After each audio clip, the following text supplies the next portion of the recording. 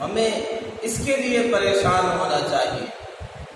اور رمضان اس مقصد کے لیے آیا تھا کہ ہمارے اندر تقویٰ کی صفت پیدا ہو جائے، ہم متقی اور پرہیزگار ہو جائیں، جو روزے کا مقصد بیان کیا گیا تھا۔ ہمیں یہ دیکھنا چاہیے کہ وہ مقصد ہم نے حاصل کیا کہ نہیں، اور اگر اس مقصد کا کچھ حصہ حاصل ہوا، تقویٰ کی کچھ صفات ہمارے اندر پیدا ہو گئی، تو اب اسے باقی رکھنا ہے۔ وہ شمع تقویٰ کی جو فروزاں ہوئی اسے باقی رکھنا ہے۔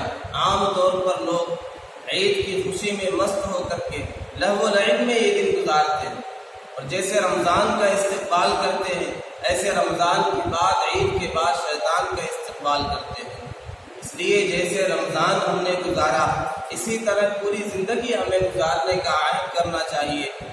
اگر ہم رمضان کی طرح پوری زندگی گزاریں گے، جیسے رمضان کے بعد ہمیں عید کی خوشی حاصل ہوتی ہے، ایسے پوری زندگی گزارنے کے بعد آخرت کا مرحلہ ہمارے لیے عید کا مرحلہ ہوگا۔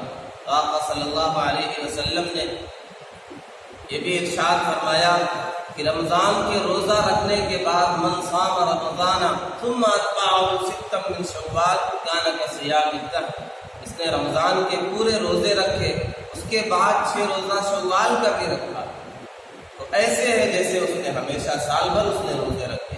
تو ہمیں اس کی بھی فکر کرنی چاہیے، اس پر بھی عمل کرنے کی کوشش کرنی چاہیے، اور پوری زندگی ہمیں رمضان کے طریقے سے عبادت کے ساتھ، تلاوت کے ساتھ، توبہ استغفار کے ساتھ، اپنے رب کو منانے کے ساتھ گزارنا چاہیے۔